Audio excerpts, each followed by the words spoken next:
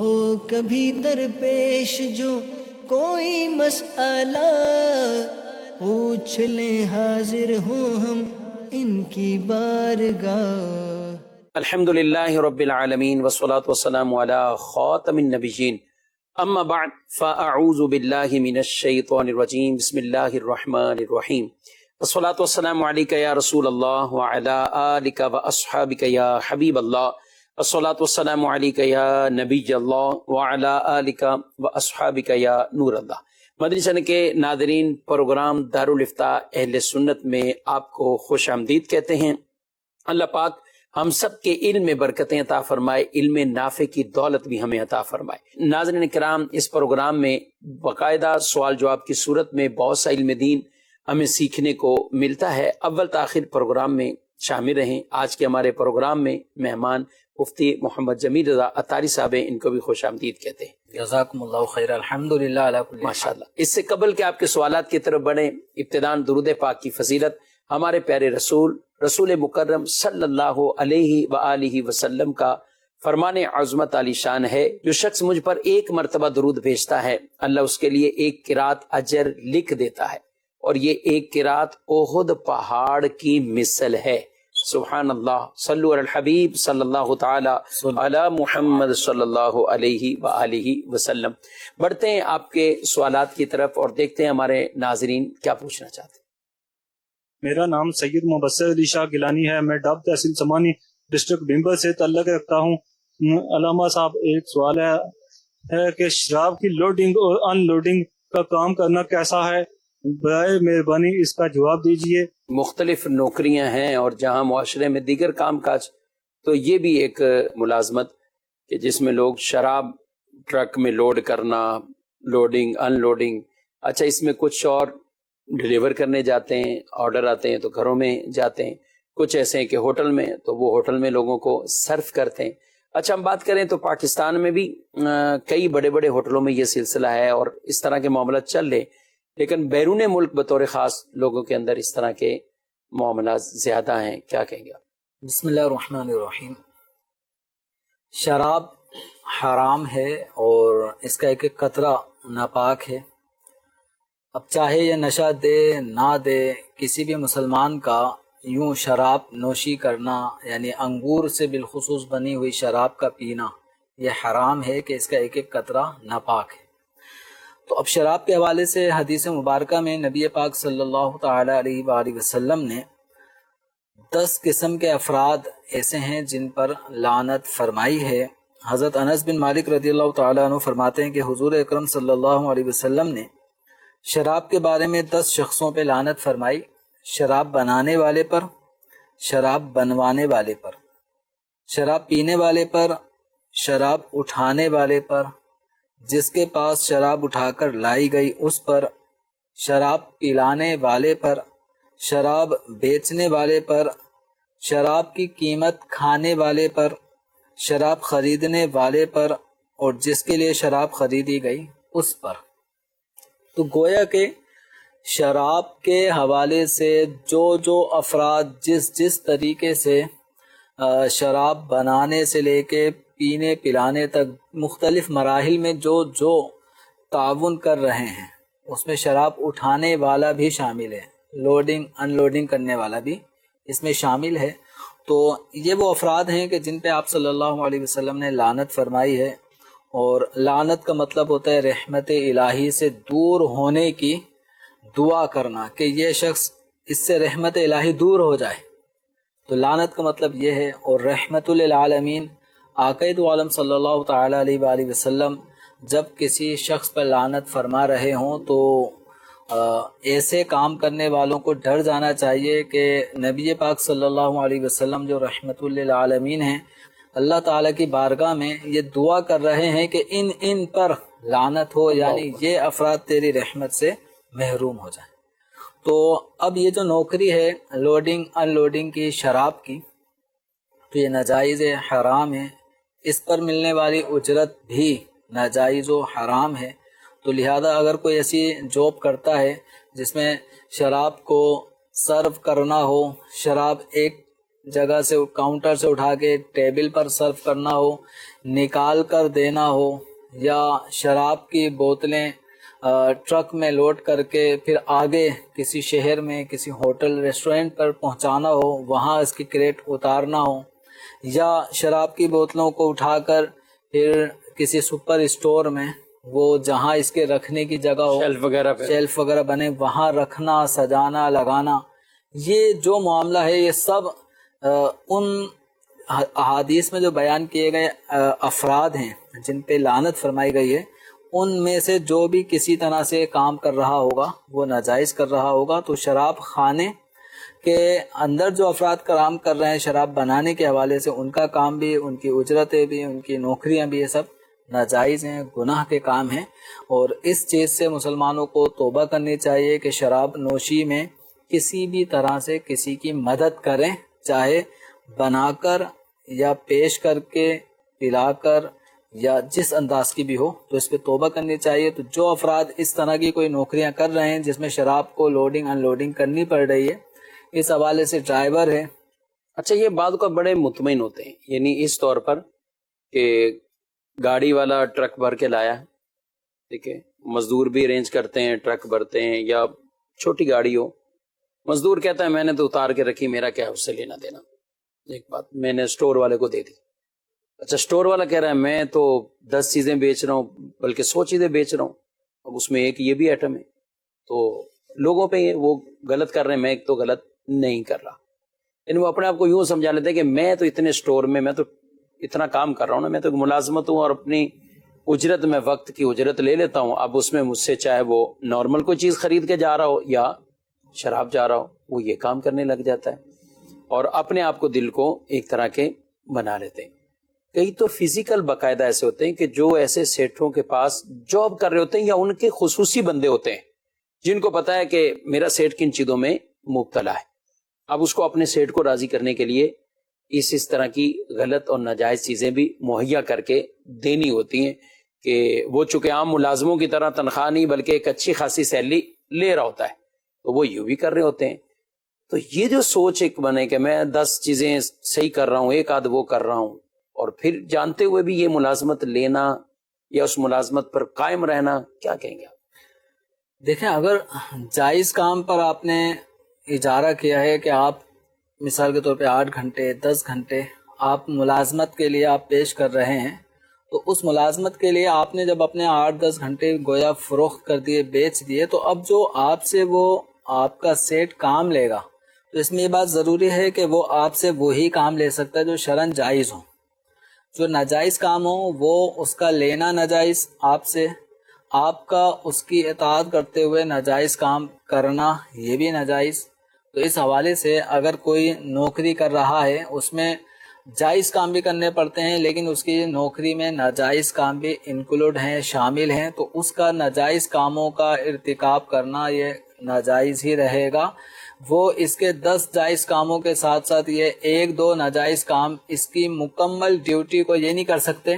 کہ آپ بالکل صحیح کر رہے ہیں، کوئی مسئلہ نہیں، آپ جائز زیادہ کام کر رہے ہیں، ناجائز ایک آدھ کر رہے ہیں، تو ایک آدھ ناجائز کام کرنا بھی نوکری میں جائز نہیں ہو سکتا۔ جو حرام ہیں ان سے بچنا ہی ہوگا۔ تو شراب پینا، پلانا، پیش کرنا، بنانا، اس کو کسی بھی طریقے سے اٹھانا اور آگے سرو کرنا، یعنی پینے پلانے کے حوالے سے اس کو اٹھانے والے پر بھی جب لعنت فرمائی گئی ہے، تو ایسی نوکری کرنا ناجائز ہی رہے گا جس میں آپ سے ناجائز کام کا ارتکاب کروایا جا رہا ہے۔ اور وجہ کیا ہے؟ کیونکہ آپ اس کے ہاں نوکری کر رہے ہیں، آپ کو نوکری کرنی ہے تو یہ کام کرنا پڑے گا، تو ناجائز کام نوکری کی وجہ سے بھی نہیں کر سکتے۔ جی ناظرین کرام، آپ نے احکام یہ سنے، ہمیں اس کے مطابق ہی کوئی بھی، یہ تو ایک سوال ہوا، لیکن اس کے علاوہ بھی کوئی ایسے کام ہیں کہ جن میں یہ ناجائز چیزیں پائی جاتی ہیں، آپ محنت بھی کر رہے ہیں، وقت بھی دے رہے ہیں، تو ایسا نہیں ہونا چاہیے، بلکہ ہمیں جائز اور حلال کام اور حلال نوکریاں، جائز نوکریاں، اسی میں ہی اپنا وقت صرف کرنا چاہیے اور اس سے اپنی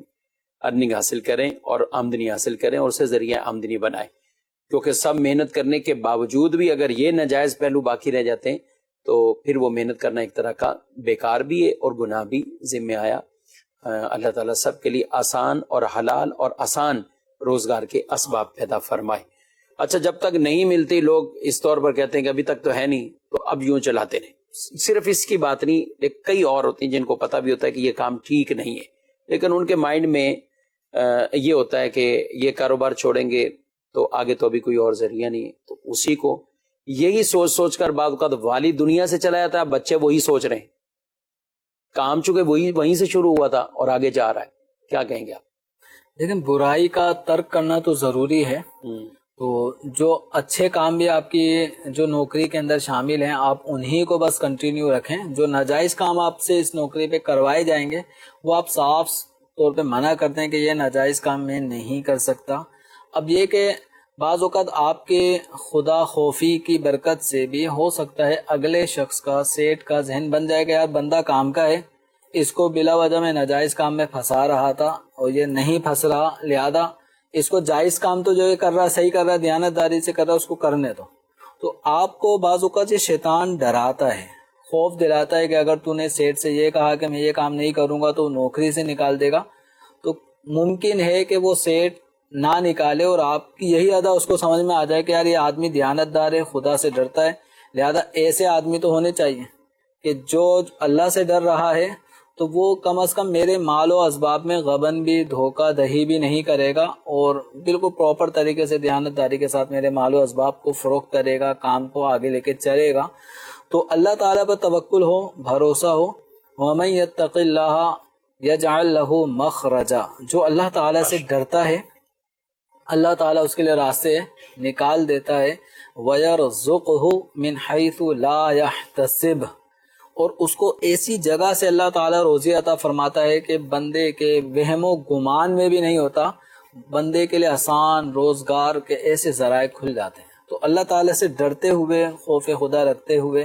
اگر حرام کے ایک لقمے سے بھی بچیں گے تو انشاءاللہ حلال کے کئی انشاءاللہ دروازے کھلیں گے اور آدمی کو پتہ بھی نہیں چلے گا کہ اس طرح سے گویا روزی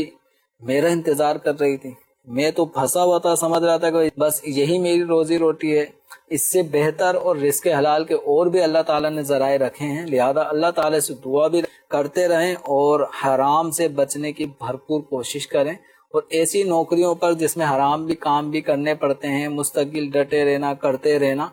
تو اس کی شرعاً اجازت نہیں ہے. حرام کاموں سے اجتناب کرنا ہوگا ضروری طور پہ.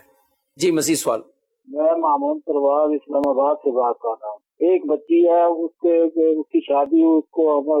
میرا بیٹا ہو وہ اس کو طلاق دے دیتا ہے، اس کے دوسری بہن سے وہ شادی کرتا ہے. طلاق دینے کے بعد کیا بچے کے لیے کوئی کچھ دنوں کی مہلت ہے کہ کتنے دنوں کے بعد وہ نکاح کرے یا اس میں کوئی ٹائم کا کوئی ہے اس میں کوئی مسئلہ؟ یہ شرعی طور پہ آپ بتا دیں. تھوڑا سا میں اسے واضح کر دیتا ہوں. یعنی کسی شخص نے اگر کسی عورت کو طلاق دی ہے اور اب اسی خاتون کی بہن سے اس کا نکاح ہونے جا رہا ہے تو اس میں کیا فوراً نکاح ہو سکتا ہے یا کوئی اس میں لمٹ موجود ہے؟ باقی جو طلاق کے الفاظ کہیں کتنی طلاقیں کیا صورتحال تو وہ پورے جملے واضح ہوں، پورے الفاظ واضح ہوں، اس کے بعد ہی اس کا حکم بتایا جاتا ہے. عموماً جو اس طرح کا سوال ہوتا ہے تو لوگوں کی مراد 3 طلاقیں ہی ہوتی ہیں کہ 3 طلاقیں شوہر نے دے دی ہیں. تو بہرحال جو مسئلہ ہے کہ نکاح آگے جو کرنا ہے وہ اس کی بہن سے فوراً ہو سکتا ہے یا کچھ تاخیر کرنی ہوگی؟ ایک شخص کا 2 بہنوں کو اپنے نکاح میں بیک وقت رکھنا یہ ناجائز ہے. قرآن پاک میں جہاں جن عورتوں سے نکاح کرنا حرام فرمایا گیا ہے وہاں پر ارشاد فرمایا گیا وَأَن تَجْمَعُوا بَيْنَ الْأُخْتَيْنِ، کہ تم پر یہ بات بھی حرام ہے کہ تم 2 بہنوں کو اپنے نکاح میں جمع کرو. تو اب چونکہ ایک عورت نکاح میں ہے تو اس کی بہن سے جس طرح یعنی جس کو ہم سالی کہتے ہیں تو اپنی بیوی کے نکاح میں ہوتے ہوئے اس کی بہن یعنی اپنی سالی کو بھی اگر کوئی نکاح میں لاتا ہے تو یہ ناجائز ہے. اسی طرح کسی عورت کو جب طلاق ہو گئی تو طلاق کے بعد عورت عدت کے ایام گزار رہی ہوتی ہے تو عورت عدت کے ایام میں بھی نکاح کے کچھ نہ کچھ احکامات میں باقی رہتی ہے. تو لہذا اگر کوئی عورت جسے کسی آدمی نے طلاق دے دی، طلاق دینے کے بعد جب تک اس کی عدت پوری نہ ہو جائے تو عدت پوری ہونے سے پہلے وہ اپنی سالی سے جو بیوی کی سگی بہن ہے اس سے نکاح نہیں کر سکتا. عموماً تو اگر طلاق واقع ہوتی ہے تو کہیں اور شادی ہو رہی ہے تو وہ ایک الگ مسائل ہے، لیکن یہ والے مسائل بھی پیش نظر رکھنے. آدمی اگر کسی عورت کو طلاق دے دے تو طلاق دینے کے بعد عورت پر تو عدت ہوتی ہے، ٹھیک ہے، وہ عدت کے زمانے میں کہیں اور آگے نکاح نہیں کر سکتی، لیکن جو شوہر ہوتا ہے، شوہر پر کسی قسم کی اس طرح عدت نہیں ہوتی کہ اور آدمی طلاق دینے کے بعد اتنے دنوں تک اب ٹھہرا رہے کہیں اور شادی کرنے سے پہلے. آدمی کے حوالے سے کوئی ایسی عدت نہیں ہوتی، البتہ سالی یعنی بیوی کی جو بہن ہے اس سے نکاح کرنے کے لیے بیوی جس کو طلاق دی اس کی عدت کمپلیٹ ہونا ضروری ہے. تو بیوی کے نکاح میں ہوتے ہوئے جس طرح بیوی کی بہن کو نکاح میں نہیں لا سکتا، پھوپھی خالہ کو نکاح میں نہیں لا سکتا، تو اسی طرح بیوی کو طلاق دینے کے بعد اس کی عدت کے پیریڈ میں اس کی بہن سے بھی نکاح نہیں کر سکتا، اس کی خالہ اور اس کی پھپھو سے بھی نکاح نہیں کر سکتا، کہ ان کی ممانعت ہے. دو بہنوں کو ایک ساتھ نکاح میں رکھنا، یا پھوپھی بھتیجی کو ایک ساتھ نکاح میں رکھنا، یا خالہ بھانجی کو نکاح میں ایک ساتھ رکھنا، یہ ناجائز ہے. تو ان میں سے کسی ایک کی عدت چل رہی ہو تو ایسی دوسری عورت کو، یعنی خالہ کو طلاق ہوئی تو بھانجی کو نکاح میں نہیں لا سکتے جب تک عدت چل رہی ہے خالہ کی. پھوپھی کو طلاق ہوئی تو اس کی بھتیجی کو یہ شوہر نکاح میں نہیں لا سکتا جب تک پھوپھی عدت گزار رہی ہے. ٹھیک، تو لہذا یعنی یہ صرف عام طور پہ جو لوگوں میں مشہور ہے، وہ بہنوں کا تو مشہور ہے کہ دو بہنیں ایک نکاح میں نہیں جمع ہو سکتی، لیکن یہ مسئلہ بہت کم، حالانکہ واضح طور پر حدیث طیبہ کے اندر ان کو بیان کیا گیا موجود ہے کہ کسی کے نکاح میں اگر پھوپھی ہے تو اس کی بھتیجی، خالہ ہیں تو اس کی بھانجی، اسی طرح دو بہنیں، یہ ایک ساتھ نکاح میں یعنی جمع نہیں ہو سکتے، اور کسی ایک کی عدت چل رہی ہے تو اس دوران بھی اس سے نکاح نہیں ہو سکتا. یہ بڑا مسئلہ اہم ہے. ہمارے پاس ایک سوال آیا جمیل صاحب اسی طرح کا کہ ایک نکاح ہے، کسی کے میاں بیوی ہیں، اب بیوی بیمار رہنے لگ گئی، تو کافی زیادہ بیماری علالت ہے، بیماری ہے، تو اب اس نے شوہر سے کہا کہ وہ میری بھانجی ہے، آپ اس سے شادی کر لو، کہ میں بھی بیمار ہوں، وہ بھی خدمت کرے، اور یہ سب سلسلے. یعنی بعض کا علم دین نہ سیکھنے کی وجہ سے اس طرف توجہ نہیں ہے کہ یہ کیا ہے. نکاح کی صورت میں یہاں دو جمع ہو جائیں گی ایک ساتھ نکاح کا، تو شریعت مطہرہ نے جو رشتے جہاں منع کیے ہیں کہ یہاں نہیں ہو، تو اس کی بھی کئی حکمتیں ہیں کہ ان کی جو ظاہر نکاح میں آئیں گی تو پھر اس کے بعد کئی اور طرح کے لڑائی جھگڑے سامنے آتے ہیں. حالانکہ خالہ اور بھانجی کا جو رشتہ، پھوپھی اور بھتیجی کا جو رشتہ، اسی طرح دونوں بہنوں کا جو آپس میں رشتہ ہے، تو ان کے تقدس پامال نہ ہو، ان کے آپس میں رشتہ اور قطع تعلقیاں یہ نہ ہو، تو شریعت نے ان سے منع کیا ہے. تو اب بظاہر تو وہ کہیں کہ میری چونکہ اور کوئی باہر سے آئے گی تو وہ خدمت کرے نہ کرے، یہ بھانجی ہے یہ کر لے گی، یعنی ایک ذہن میں کہ وہ بھانجی مجھے بھی سنبھال لے گی اور گھر پہ بھی چلا لے گی. تو ان چیزوں کا ناظرین کرام وہ خیال رہنا چاہیے. جہاں اس طرح کی شرعی احکامات تو وہ پوچھ لینا چاہیے، شرعی رہنمائی لے لینی چاہیے. بیوہ عدت گزارنے کے بعد اگر آگے نکاح کر لیتی ہے تو تب بھی اس کو پہلے شوہر کی وراثت میں سے ملے گا. وراثت کے حوالے سے کسی شخص کا جب انتقال ہو جائے تو اس کی عورت اس کی وارث بنے گی، جسے ہمارے عرف میں بیوہ کہا جاتا ہے. تو بیوہ عورت اپنے شوہر کی وارث ہوتی ہے. شوہر کے ہاں اولاد ہے تو 8ویں حصے کی وارث ہوگی، اگر شوہر کے ہاں اولاد نہیں ہے تو 1/4 حصے کی یعنی 25% حصے کی وہ وارث بنے گی. جب کوئی شخص وارث بن گیا تو اب اس کا حصہ وراثت اس کے نہ لینے سے یا اس کو نہ دینے سے ختم نہیں ہوگا. صحیح ایک چیز. اچھا، اب بیوہ عورت کے حوالے سے ہمارے معاشرے میں کانسیپٹ کچھ یوں بن گیا ہے، جیسے کہ سوال سے بھی ایسا لگ رہا ہے کہ اگر وہ بیوہ عورت نکاح نہیں کرے گی آگے تو یہ سمجھتے ہیں کہ یہ وراثت عورت کا حق ہے، اس کو ملنا چاہیے، چونکہ اب اس کا آگے کون یعنی کفالت کرے گا، لہذا اس کو وراثت ملنی چاہیے. لیکن جب وہ عورت بیوہ آگے عدت گزارنے کے بعد جب کہیں اور نکاح کر لیتی ہے تو اب یہ سمجھتے ہیں کہ اب تو چونکہ اس کا کفالت کرنے والا شوہر موجود ہے تو اب اس کا وراثت میں کوئی حصہ نہ ہو. تو یاد رکھیں، وراثت میں جو مال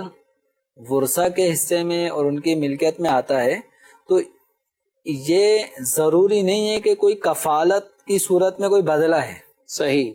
یہ عورت کا حق ہے یا جو بھی وارث ہے اس کا ترکے میں ملنے والا یہ حق وراثت ہے. اب بیوہ عورت کا حق وراثت ہے، چاہے وہ شادی کرے آگے چاہے شادی نہ کرے،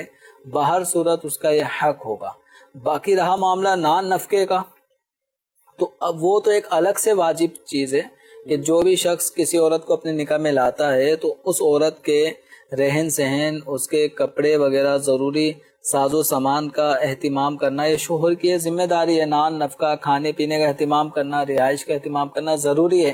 اگرچہ عورت ارب پتی ہی کیوں نہ ہو تب بھی اس کا کھانا پینا، اس کے کپڑوں کا ارینج کرنا یہ اس کے شوہر کی ذمہ داری ہے. تو ایسا نہیں ہے کہ چونکہ پیچھے سے مال و اسباب لے کر آ رہی ہے تو شوہر کا ہے کہ مجھ پہ لازم ہی نہیں ہے. صحیح. وہ جب نکاح ہوا تو وہ شوہر کی ذمہ داری ہے کہ نان نفقہ پورا کرے گا. لیکن جو عورت ذاتی طور پہ مالدار ہے اس کی مالداری شوہر کے معاملات میں کوئی کمی نہیں لائے گی. اسی طریقے سے ایک عورت جو پچھلے شوہر کے ترکے میں حقدار بن چکی ہے، وارث بن چکی ہے، تو وہ اس کا حق بن چکا، اس کی ملکیت میں اتنا حصہ آ چکا ہے. اب چاہے وہ شادی کرتی ہے نہیں کرتی، اس سے اس کے حصے وراثت پر کوئی کمی نہیں آئے گی، کوئی اس کا حصہ وراثت ختم نہیں ہوگا. تو ہمارے معاشرے میں جو بیوہ عورتوں کے حقوق ضائع کرنے کا ایک انداز یہ بھی ہے، یعنی عورتوں کے حقوق کئی زاویوں سے پامال ہو رہے ہیں. لیکن افسوس اس بات پہ، آپ نے بہت پیارا جملہ یہ کہا کہ عورتوں کے حقوق تو ضائع ہو رہے ہیں، لیکن جب کبھی عورتوں کے حقوق پہ بات کرنے کی جو مختلف تحریکیں یا لبرل لوگ بعض کا شور کر رہے ہوتے ہیں، تو جو اصل بنیادی حقوق ہیں کریں شور اس کے لیے کہ عورتوں کو حق ملنے چاہیے. ان کے عورتوں کے حقوق پامال ہو رہے ہیں، گھر گھر میں کہیں وراثتوں سے محروم کی جا رہی، وہ بیچاری اپنی قسم پرسی میں زندگیاں گزار رہی، کچھ بھائیوں کے ہاتھوں، اپنی فیملی کے ہاتھوں مجبور ہوتی. وہ بولتی بھی نہیں ہے کہ بولیں گے تو جھگڑا ہوگا، بولیں گے تو راستہ بند ہو جائے گا، بولیں گے تو دروازہ بند ہو جائے گا، ہم اپنے والد کے گھر نہیں آ پائیں گی یا جمع نہیں ہو پائیں گی، تو وہ بولتی بھی نہیں. اچھا پھر وہی وراثت کے اعتبار سے اگر وہ بیوہ بنی، یعنی بیٹی ہے تب بھی اسے ایک نقصان پہنچایا جا رہا ہے معاشرے میں. وہ آگے کسی کی بیوی بنی،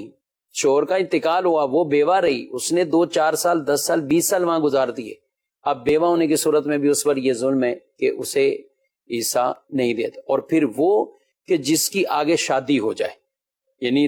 بیوہ ہو گئی، عدت گزر گئی، پھر شادی. بیوہ کی شادی بعض اوقات آسان نہیں ہوتا، طلاق یافتہ ہو یا بیوہ، اس کی شادی میں کافی ٹائم لگ جاتا ہے. لیکن پھر بھی آگے شادی ہو گئی تو یہ گھرانہ یہ تو کہتا بھائی ہمارا بھائی تو چلا گیا، فوت ہو گیا، اب ہم اس عورت کو کہاں سے دیں یا کیوں دیں. اور پھر تیسرا ریزن، شادی کر لی، اب اس کا شوہر ہے، یعنی گویا کہ اب وہ اس شوہر کا انتظار کرے، یعنی اس چیز سے نہیں ملی اب اس کا انتظار کرے. تو یہ ناظرین کرام یہ بالکل ناانصافی ہے، یہ ظلم ہے اس عورت کے ساتھ. ایک تو ویسے ہی اس کو تکلیف ہے کہ اس کا شوہر دنیا سے چلا گیا، اور پھر جو شریعت نے اس کا حق رکھا تھا تو وہ ہم وراثت کا حق بھی اس سے لے رہے ہیں. اچھا کئی اولادیں ہوتی ہیں نا، پھر بھی جمیل صاحب اتنا نہیں ہوتا. اولاد ہوتی ہے تو لوگ کہتے ہیں ٹھیک ہے یہ ان کی ماں ہے، چلائے گی، ان کو پالے گی. وہاں ادھر ہم کوئی دل جو ہے نا وہ نرم نہیں ہے، وہ اولاد کی وجہ سے، یہ بھتیجے ہیں بھتیجیاں ہیں تو یہ آگے سلسلہ چلاتی رہے گی، تو وہاں پھر بھی کوئی نہ کوئی دے دیتے ہیں. لیکن اوورال صرف عورت ہو بیوہ ہو تو وہاں یہ ناانصافی ہے. یہ ہمارے معاشرے میں یہ چیز نہیں ہونی چاہیے. یہ وراثت کا جو معاملہ ہے یہ اللہ تبارک و تعالیٰ کی طرف سے قائم کردہ حدود ہیں. تلک حدود اللہ، کہ اللہ تعالیٰ نے وراثت کے جو قوانین ہیں ان کو بیان کرنے کے بعد فرمائے کہ یہ اللہ تعالیٰ کی حدود ہیں جو اللہ تعالیٰ نے قائم فرما دی ہیں،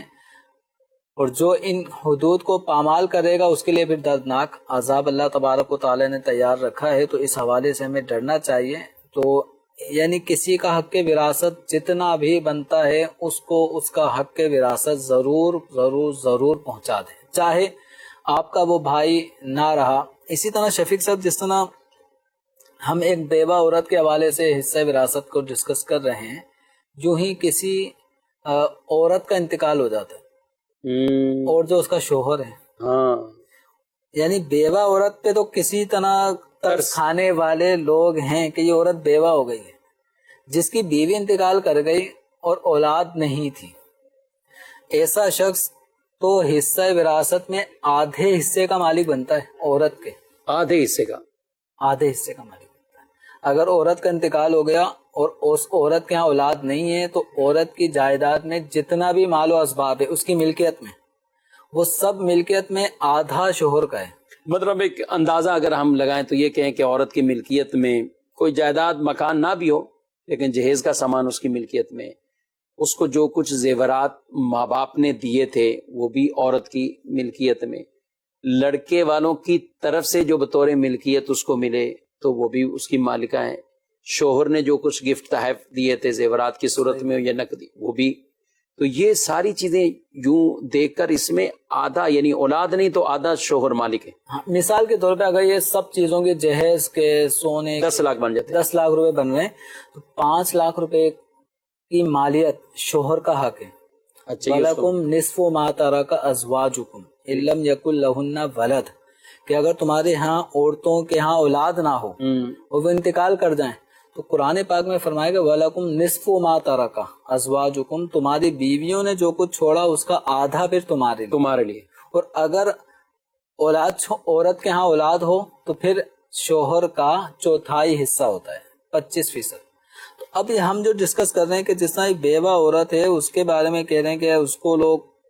نہیں دے رہے، اس پہ کسی نہ کسی طرح طرز کھانے والے ایک موجود ہوتے ہیں، لیکن جب کسی عورت کا انتقال ہوا اس کے ہاں کوئی اولاد نہیں ہے، شوہر بھی زندہ ہے اور عورت کے ماں باپ یا بھائی بہن بھی زندہ ہیں، تو ایسے موقع پر اس کا سارا جہیز کا سامان، کہ اب ہماری بہن زندہ نہیں ہے، زیادہ سارا جہیز کا سامان تو جو بھی زیورات جو کچھ بھی عورت کی ملکیت میں ہوتا ہے وہ سب کے سب لڑکی کے ماں باپ اگر زندہ ہیں وہ یا اس کے بھائی بہن ہیں تو وہ سب وہ لے آتے ہیں، جو بیچارہ شوہر ہے وہ خالی۔ حالت اچھا، یہاں دو طرح کے نا، ایک تو آپ نے کہا کہ شوہر، آپ نے بالکل شوہر کی حق میں بات کی ہے کہ اس کو دینا چاہیے اس کا، ایک تو وہ ہے کہ جو سارا کو کچھ خود لے کے چلے جائیں۔ اب ایسے میں جب وہ کہتے ہیں نا کہ پھر ہر طرف سے کھینچا جا رہا ہے کہ یہ میرا ہے یہ میرا ہے،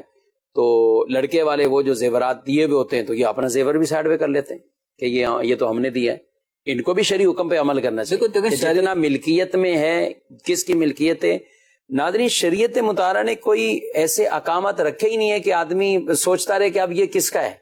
یا اس میں ابہام ہے، یہ کوئی سمجھ میں نہیں آ رہا لہذا جو اس کے ہاتھ میں ہے یہ لے لے، جو اس کے ہاتھ میں یہ لے۔ نہیں، ایک آدمی نے انتقال کیا، یہ جو ملکیت کا انتقال ہوگا، ملکیت آگے کس کے حق میں چلی جائے گی، تو یہ شریعت نے اسے بیان کر دیا ہے۔ ہمیں خود علماء کرام سے پوچھ لینا چاہیے۔ اب جیسے آدھا شوہر کو ہے تو آدھا بقیہ وہ بھی تو رہے گا نا،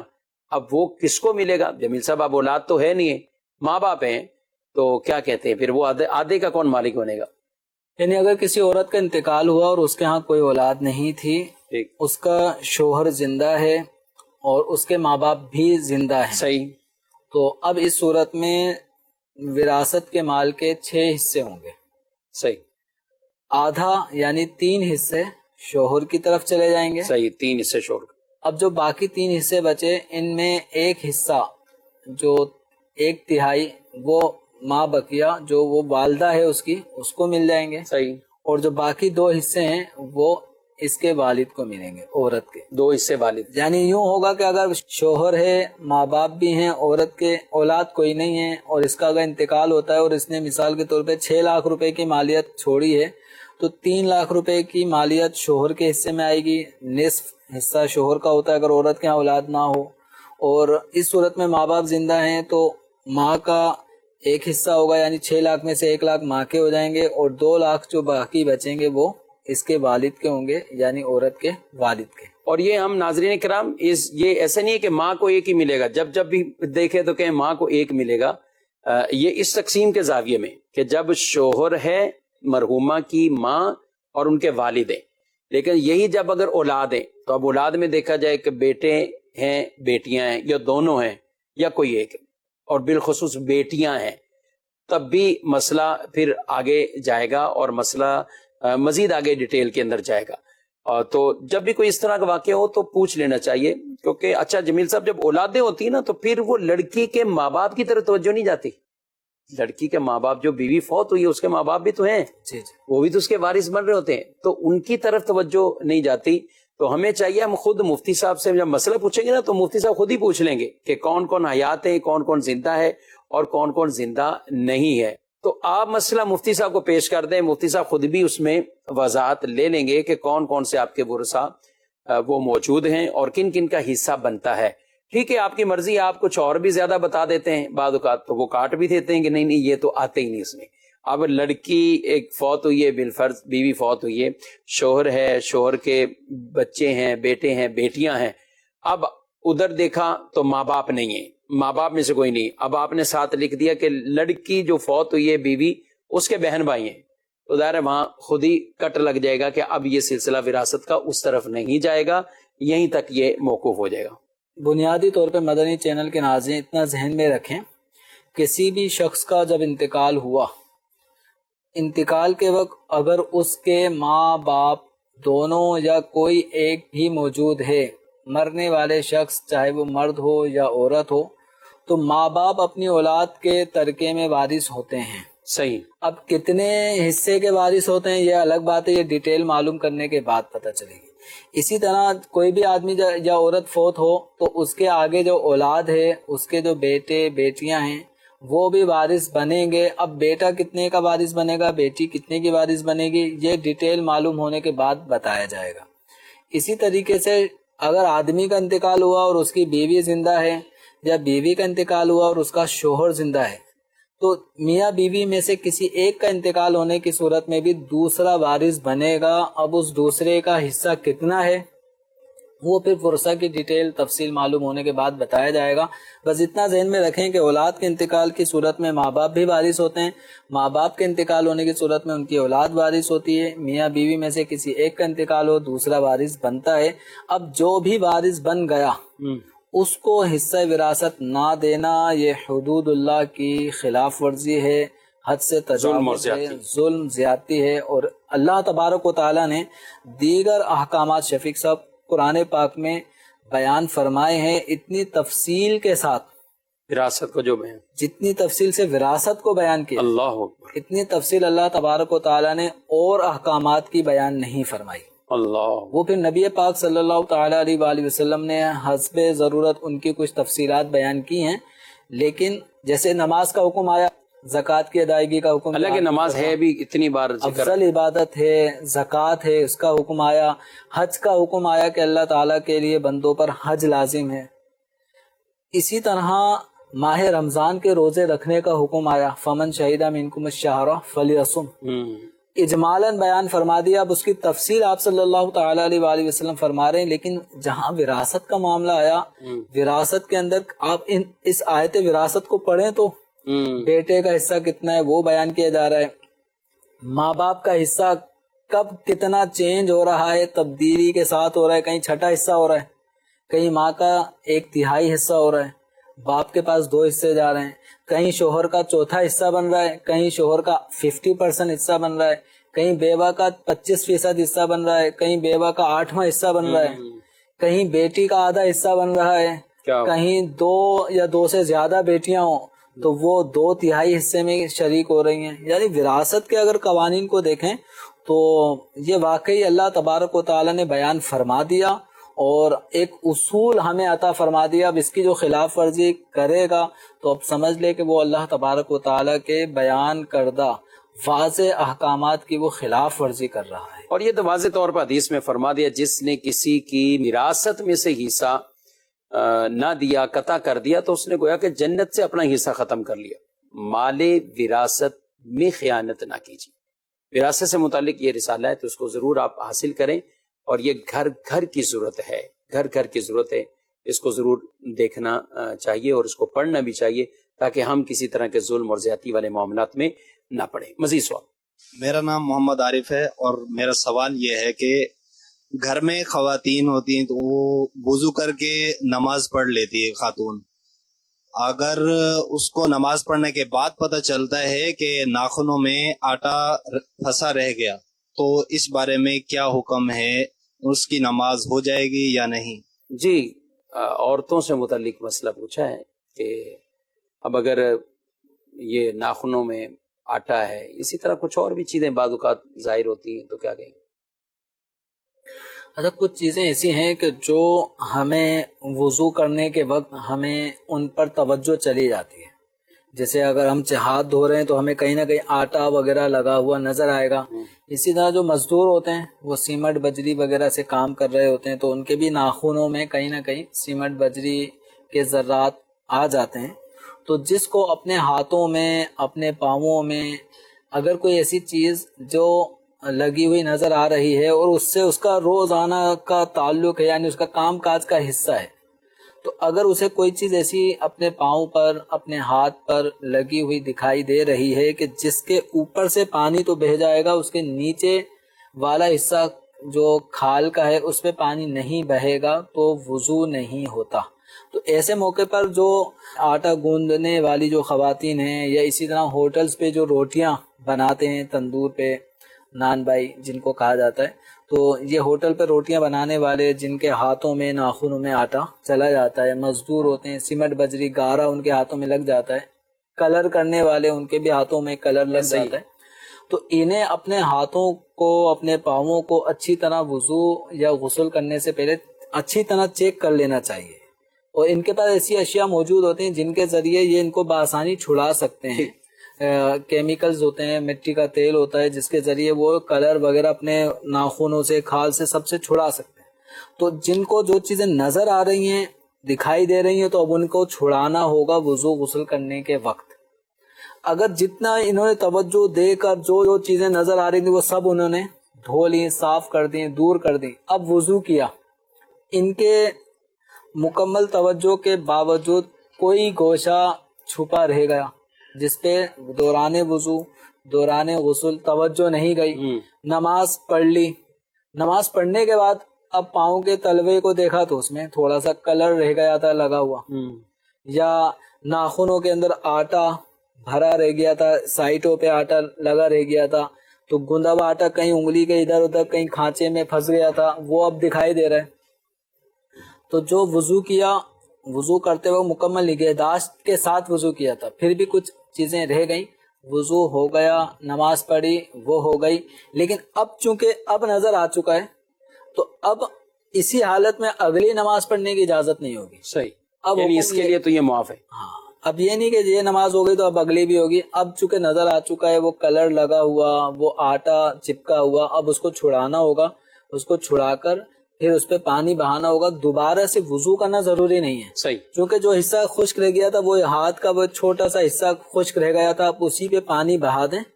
وضو مکمل ہو گیا. لیکن اس میں جمیل صاحب جیسے آپ نے کہا رنگ کرنے والے کلر کرنے والے اب ظاہر دن بھر میں اس نے تو محنت مزدوری کے کام کرنے ہیں. اب اس کو نماز کے لیے 15 منٹ 20 منٹ ملے جو نماز پڑھتے ہیں ماشاءاللہ سے طبقہ بھی ہے. اب گاڑیوں کو وہ کر رہے ہیں ان کے آئل پتہ نہیں کیا کیا ان کے ہاتھوں پہ لگ جاتے ہیں تو اب اٹھے اور ٹھیک ہے اپنے طور پر انہوں نے صابن لیا کچھ بھی لیا اچھی طرح دھونے کی کوشش کی لیکن ہم دیکھتے ہیں کہ پورے ان کے ہاتھ اس طرح صاف اتنی جلدی نہیں ہو پاتے تو ایسا کو کیا حل دیں گے آپ؟ یہ والی جو صورت ہے یہ اور اگلے سٹیپ میں کہ یہ باقاعدہ چھڑانے کی بھرپور کوشش کر رہے ہیں صابن رگڑ رہے ہیں یا ایسے آئل پینٹ وغیرہ کا کام کرنے والے وہ مٹی کے تیل کے ذریعے سے بھی اپنے ہاتھوں کو خوب دھو رہے ہیں پیٹرول کے ذریعے سے بھی وہ دھو رہے ہیں. اس کے باوجود بھی انگلیوں کا یہ جو حصہ ہوتا ہے وہ نہیں جاتا اس کے اندر جو لکیر پڑی ہوئی ہوتی ہے وہ نہیں جاتی. بعض اوقات یہ انگلیوں کے جو فنگر پرنٹس ہیں ان فنگر پرنٹس کے اندر بھی بعض اوقات وہ کلر کی لکیریں شو ہو رہی ہوتی ہیں. پین سے لکھنے والے جو لوگ ہوتے ہیں ان کے ہاتھوں پہ بھی جگہ جگہ انک پین کے بال پین کے نشان رہ جاتے ہیں وہ رگڑنے سے بھی نہیں جاتے. اب جن چیزوں کو دور کرنے میں دقت ہے تو حرج ہے تو پھر شریعت مطہرہ نے وہاں پر اس کو معاف رکھا ہے. تو اب یہ ہے کہ بالکل جیسے ہاتھ مثال کے طور پہ اس وقت میرے صاف ہے تو اس طرح ان کام کرنے والوں کے ہاتھ پورے صاف ہوں کہیں لکیروں میں بھی کوئی کلر نہ آئے. یہ ان کے لیے دشوار ہے کیونکہ کل پھر یہی کام کرنا ہے. صحیح. اور اس طرح ان کے لیے بہت مشکل ہے. پان بیچنے والے پان بنانے والے پان والے تو ان کے ہاتھ تو آپ دیکھیں گے تو یہ دولہا بھی اگر ہوگا نا اس کے ہاتھوں پہ جو پان کے کتھے کے چونے کے جو کلر آ جاتے ہیں وہ اس کے شادی کے دن بھی نہیں جائیں گے. اور پھر یہی مسئلہ بکثرت پان کھانے والے ان کے تو پوری پوری تہ جم جاتی ہیں دانتوں پر اندر اور غسل میں کلی فرض ہے اور چھوٹ بھی نہیں سکتی. یعنی ایسا ہے کہ وہ اگر کرنا بھی چاہیں تو بہت ہے کسی ڈینٹل کے پاس جانا پڑے گا اور پھر ہی جا کر ان کے شاید کتنی مرتبہ جانا پڑے گا اور پھر جا کر یہ مسائل ان کے حل ہو سکتے ہیں. تو خیر جہاں پر شریعت مطہرہ نے یہ معاف رکھے ہیں کہ چھڑانے کی کوشش کر رہے ہیں، اب اپنی طرف سے کر لیا، اب نہیں ہے، تو پھر ان کے لیے عفو اور معافی والا سلسلہ وہ ہو جاتا ہے. لیکن اب دیکھ لیا نشان ایسے ہیں یا نارمل ہے. ہم نے تو چلے آٹا گوندنے والی خاتون یا جو نان پکاتے ہیں، دیگر نان بائی ہیں، ان کی بات کی. عام حالت میں ہم بھی کہیں چلتے پھرتے بعد کا ہوتا پاؤں پہ کچھ لگ گیا، کچھ چپک گیا، کلر کی جگہ پہ پاؤں رکھا، کلر ہی لگ گیا، ایسا تو ایسی کیفیت ہو جاتی. تو اب یہ کہ دیکھ لیا ہے تو ظاہر ہے اسے ختم ہی کرنا ہوگا، اس کے بغیر تو نماز کا سلسلہ پہلے نہیں کریں گے. پہلے اس کو آپ اچھی طرح صاف کر لیں، پھر باوضو ہو جائے اور نماز ادا کریں. وضو سے پہلے ہی ان کو نظر آ گیا کہ یہ میرے پاؤں پہ کچھ لگا ہوا ہے، ہاتھوں پہ لگا ہوا ہے، تو پھر اس کو اچھی طرح پہلے صاف کریں اور پھر وضو کریں اور اپنی نماز پڑھیں. ہاں کبھی ایسا ہو جاتا ہے کہ نماز پڑھ لی، سب کچھ کر لیا اور اس بندے کا وہ کام بھی نہیں ہے، آٹا ہے یا دیگر کام نہیں ہے، لیکن پاؤں پہ لگ گیا اس کو. جمیل صاحب آپ اس کے لیے کیا ہوگا؟ یعنی نماز اس نے پڑھ لی ہے اور نماز پڑھنے کے بعد ایسا لگا کہ بھئی یہ تو اتنی بڑی کوئی چیز چپک گئی تھی یا کچھ ہوا تھا اور میں نے اسی حالت میں ہی وضو کر کے نماز میں نے پڑھ لی، تو اس کو کیا کہیں گے؟ اب ایسی چیز کہ جس پہ عام طور پہ آدمی توجہ دیتا ہے، پھر بھی وہ توجہ کے باوجود چیز لگی رہ گئی. تو جیسے اس میں بعض اوقات بچے ببل گم کھا رہے ہوتے ہیں ہمارے گھروں میں، وہ چھوٹے بچے ہیں، بعض اوقات وہ ادھر ادھر ڈال دیتے ہیں، چلتے پھرتے وہ پاؤں میں چپک جاتی ہے. یا کلر ہوتا ہے آئل پینٹ، اس آئل پینٹ کے کسی ٹپکے چھیٹے کے اوپر ہمارا پاؤں آیا اور اس چھیٹ کا حصہ آئل پینٹ کا ہمارے پاؤں پہ چپک گیا اور ہمیں پتہ نہیں چلا. لیکن جب بھی توجہ جائے گی تو اس آئل پینٹ کے حصے کو چھڑا کر اس پہ پانی بہانا ہوگا. یہ نہیں کہ بس چلنے دو کوئی مسئلہ نہیں، اب جب پتہ چل گیا تو اس کو چھڑانا ہوگا. ہاں اگر آپ نے مکمل طور پہ نگہداشت کے ساتھ کہ اور آپ مطمئن ہیں کہ میرے پاؤں کے تلووں میں کوئی ایسی چیز نہیں لگی اور آپ نے وضو کیا، نماز بھی پڑھ لی، بعد میں پتہ چلا کہ چیز لگی ہوئی ہے،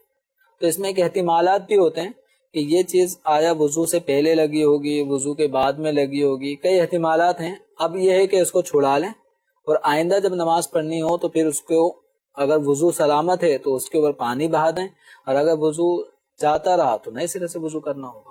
جی ناظرین کرام، اپنے پروگرام ملاحظہ کیا ہے، ہمارے پروگرام کا وقت اپنے اختتام کو پہنچا ہے. نمبر دارالتحفظ سنت کا ملاحظہ فرما رہے ہیں، ان نمبرز پر آپ ضرور رابطہ